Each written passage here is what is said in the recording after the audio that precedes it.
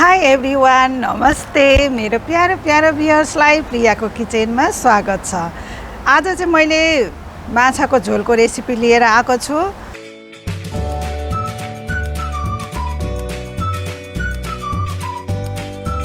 जुन चाहिँ एकदमै मिठो हुन्छ हैन। यो माछाको झोल सबैलाई मिठो लाग्छ। प्राय गरी सबैलाई भनौँ भने पनि अब प्राय गरी माछा सबैलाई मिठो नै लाग्छ हैन। मलाई त एकदमै मिठो लाग्छ, मेरो फ्यामिलीलाई पनि एकदम मिठो लाग्छ है। हामी चाहिँ प्राय माछा नै धेरै खान्छौँ र मैले चाहिँ आज माछा पकाउनलाई बाहिर गर्दैछु है। भित्र पकायो भने एकदम घरभित्र पुरै माछा गनाउँछ है। अनि प्राय गरी माछा पकाउँदाखेरि चाहिँ म बाहिर नै पकाउने गर्छु। र अब कसरी माछा पकाउने सुरु गरौँ है। मैले यो दुईटा ठुल्ठुलो टिलापिया फिस लिएको छु। यसलाई चाहिँ मैले सफा गरेर काटेर यसमा मैले चाहिँ नुन हर्दीहरू मलेर राखिसकेको छु।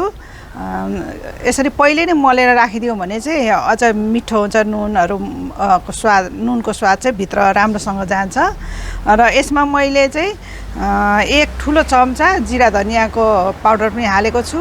अनि एक ठुलो चम्चा खोर्सानीको पाउडर पनि हालेको छु र नुन आफ्नो स्वादअनुसार र एक सानो चम्चा बेसार पनि हालेको छु। अब यसलाई सबै मिक्स गरेर मैले राखेको पनि यो आधी घन्टा भइसकेको छ है। हुन त यो एकैछिनमा साँधेर बनाउँदाखेरि नि भइहाल्छ। मैले चाहिँ अलिकति अगाडि नै गरेर राखेको थिएँ। अब माछालाई चाहिँ अब हामीले फ्राई गर्न सुरु गरौँ। ल हिटलाई अन गरौँ। हिटलाई मिडियममा राख्छु म। तेल चाहिँ मैले पहिले नै राखिसकेको थिएँ। यो धेरै तेल राख्नु पर्दैन, ठिक्क थोरै यतिको तेल भयो भने हामीलाई माछा तार्न पुगिहाल्छ। धेरै माथि राख्यो भने चाहिँ फेरि माथि आउँछ एकदम माछा राख्दा। ल अब तेल तातिसक्यो। अब माछा राख्दैछौँ यसमा।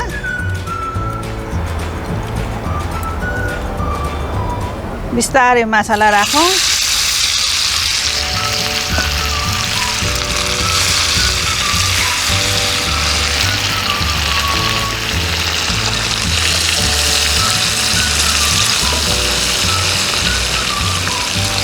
एक साइडबाट अब 2 मिनट जति यसलाई फ्राई गरौँ। र यो हामीले एक साइडबाट फ्राई गरेको नि 2-2.5 मिनट जति भइसक्यो। अब यसलाई पल्टाउँ।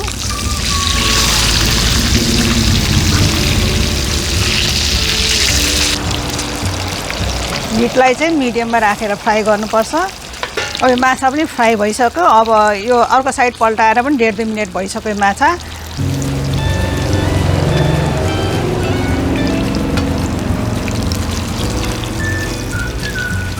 यस्तो भएको छ माछा।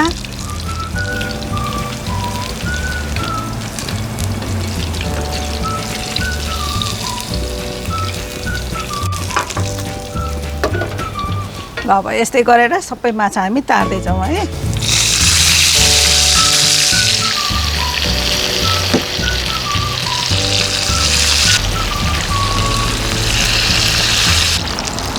ल यो दोस्रो ब्याच पनि हाम्रो माछा फ्राई भइसकेको छ। अब यो माछाको टाउको बाँकी छ। यसलाई पनि बिस्तारै तेलमा राखौँ।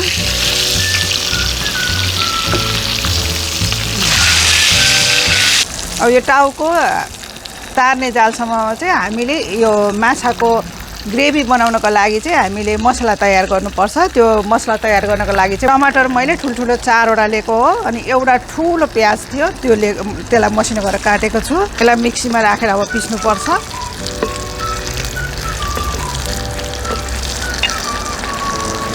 यसै गरेर प्याज पनि राखिदिउँ।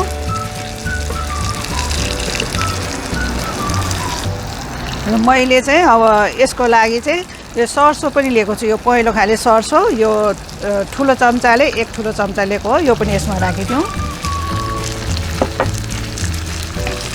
र यसलाई हामी अब मिक्सीमा ग्राइन्ड गरौँ।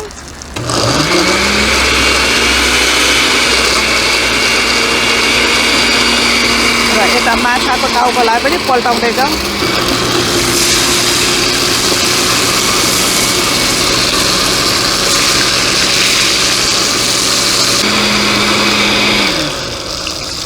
हाम्रो यो टमाटर र प्याजको ग्रेभी पनि तयार भयो।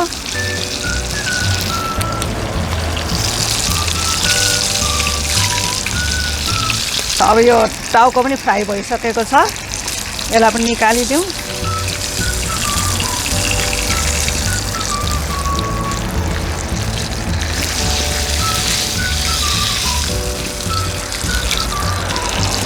अब हिटलाई पनि अफ गरिदिउँ।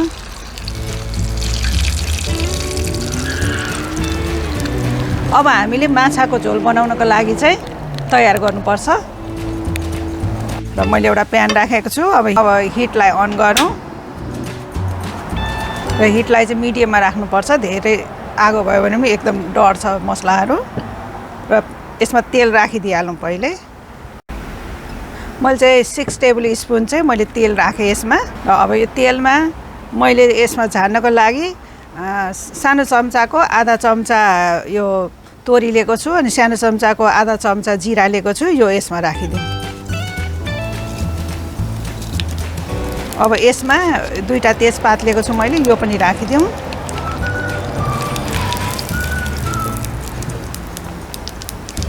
हिटलाई चाहिँ लोमा लगिदिउँ। अब मसलाहरू राख्नुपर्छ हामीले। मैले चाहिँ यो मसलाहरू यस प्रकार लिएको छु।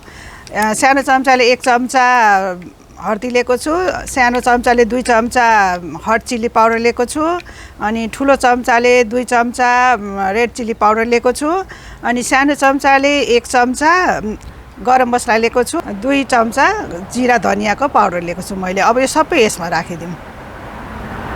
अब यसमा राख्नको लागि मैले लसुन ठुलो चम्चाले 2 चम्चा लिएको छु, अदुवा ठुलो चम्चाले 1 चम्चा लिएको छु, यो पनि यसैमा राखिदिउँ। एकछिन यो मसलालाई अब चलाउँ हामीले र यसमा थोरै पानी हालिदिउँ। मसलाले चाहिँ तेल छोड्ने गर्ने हालसम्म चाहिँ हामीले यसलाई फ्राई गर्नुपर्छ मसलालाई। अझै यसमा अलिकति पानी राखिदिउँ र हिटलाई मिडियममा राखिदिउँ। अब एकदम मिठो बास्ना आइरहेछ, तेल पनि निस्क्यो। अब यसमा यो ग्रेभी राखिदिउँ र यसलाई राम्रोसँग चलाउँ। सर्सो हाल्यो भने चाहिँ माछा एकदमै माछाको टेस्ट त्यसले बढाउँछ। सर्सोले चाहिँ एकदम मिठो हुन्छ। मेरो घरमा त सबैलाई माछा एकदमै मिठो लाग्छ, मलाई पनि एकदमै मिठो लाग्छ। आज त मलाई झन् कति रमाइलो लागिरहेछ यो माछा पकाएको। बाहिर बसेर पकाइरहेको छु, चिसो हावा आइरहेछ, रमाइलो लागिरहेछ मलाई त एकदमै। र अब यो ग्रेभीलाई हामीले राम्रोसँग पाक्न दिउँ। यसबाट पनि यो पाकेर पनि अब भुटिएर तेल बाहिर आउनुपर्छ, अनि त्यसपछि तयार हुन्छ यो मसला। अब यो मसलालाई चाहिँ हामीले पकाउने हालसम्म छोपिदिनुपर्छ, नत्र यसको छिट्टाहरू सबै बाहिर आएर लाग्छ आफूलाई। त्यसैले अब यो छोपेर हामीले यसलाई पाक्न दिउँ मिडियम टु हाई हिटमा। र अब यसलाई खोलेर हेरौँ कतिको भयो। यो मसला पाकेको पनि यतिको भएको छ। अब यसलाई एकछिन अझै फेरि हामीहरू 2 मिनट जति पकाउँ यसलाई छोपेर।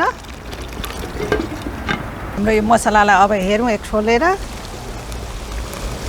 राम्रो भइसकेछ मसला। अब यसमा हामीले यो मसलामा अब यो तेल निस्किसकेको छ। मैले चाहिँ 1 ठुलो चम्चा कसुरी मेथी लिएको छु। यो चाहिँ आधा ठुलो चम्चाले चाहिँ यो यसमा राखिदिन्छु म अहिले। यो कसुरी मेथीले असाध्यै मिठो बास्ना आउँछ। यो माछामा पनि साह्रै मिठो पार्छ माछालाई। अब आफूलाई कतिको ग्रेभी मनपर्छ होइन, त्यो अनुसारको पानी राख्नु होला। हामीले माछा तारेकोमा पनि नुन राखेको हुन्छौँ होइन, अनि त्यस कारणले हामीले चाहिँ झोलको लागि नुन राख्नुपर्ने हुन्छ। आफ्नो स्वाद अनुसारको नुन राख्नु होला। अब यो झोललाई चाहिँ हामीले मिडियम टु हाई हिटमा राखेर यो झोललाई चाहिँ पाक्न दिउँ। ल अब हाम्रो यो पानी राखेको नि उम्लिसक्यो। अब यसमा हामीले माछा राखिदिउँ। सुरुमा यो माछाको टाउको राख्नु, यो ठुलो हुन्छ र यसलाई राख्नुपर्छ। अनि त्यसपछि सबै माछाको पिसहरू राख्नु। ल है, माछा चाहिँ एकदम मिठो होला जस्तै छ, बास्ना एकदम मजाको आइरहेछ। तपाईँहरूले पनि पक्कै पनि बनाएर खानुहोस् नि। यो माछा एकदमै मिठो हुन्छ यस्तो। अब यसमा हामीले यो 5वटा हरियो खोर्सानी लिएको छु मैले, यो चिरेर लिएको छु मैले। यो यसरी यो पनि यसमा राखिदिउँ। यसले चखिलो माछा भनेको एकदम चटकिलो हुनुपर्छ अनि मात्रै मिठो हुन्छ होइन। हरियो खोर्सानीले पनि टेस्ट बढाउँछ एकदम। अब यो माछामा राख्नको लागि मैले यो कागतीको जुस पनि लिएको छु। यो चाहिँ मैले एउटा ठुलो कागती र त्यसको फेरि अर्को एउटाको चाहिँ आधा गरेर 1.5वटा कागतीको जुस चाहिँ लिएको हो मैले। यो पनि अब यसमा राखिदिउँ। कागती एकदम माछामा हाल्नु जरुरी छ। यसले चाहिँ माछालाई गनाउनु पनि दिँदैन र फेरि स्वाद पनि एकदम मिठो बनाउँछ। एकदम अमिलो चटकिलो हुनुपर्छ माछाको स्वाद। र अब यसमा फेरि मैले बाँकी राखेको यो कसुरी मेथी यो पनि राखिदिन्छु। अब यसलाई चाहिँ हामीले नछोपी पाक्न दिनुपर्छ र लास्टमा चाहिँ हामीले हरियो धनियाँको पात राख्नुपर्ने हुन्छ। अब यसलाई 5-6 मिनट पाक्न दिउँ। यो माछा पनि तयार भइसक्यो। अब यसमा माथिबाट धनियाँ राखिदिउँ। अब हाम्रो यो माछा तयार भइसकेको छ। अब हिटलाई अफ गरिदिउँ। अब म माछालाई डिस आउट गर्छु ल। मैले माछामा झोल हालेर पकाएर सर्भ पनि गरिसकेँ। हेर्नुहोस् कस्तो राम्रो भएको छ।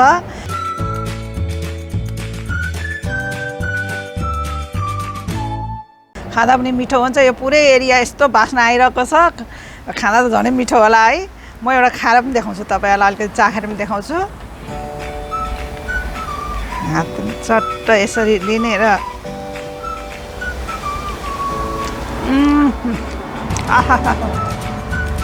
कस्तो मिठो भएको छ। यस्तो चटक्क परेको छ भने माछा एकदम पर्फेक्ट भएको छ। तपाईँहरूले पनि यस्तै गरेर बनाएर खानु होला। यदि तपाईँहरूलाई मेरो यो रेसिपी मन पर्यो भने मलाई लाइक, कमेन्ट र सब्सक्राइब गरिदिनु होला। फेरि म यस्तै गरेर अर्को नयाँ रेसिपीहरू लिएर आउनेछु। त्यतिन्जेलसम्मको लागि बाई।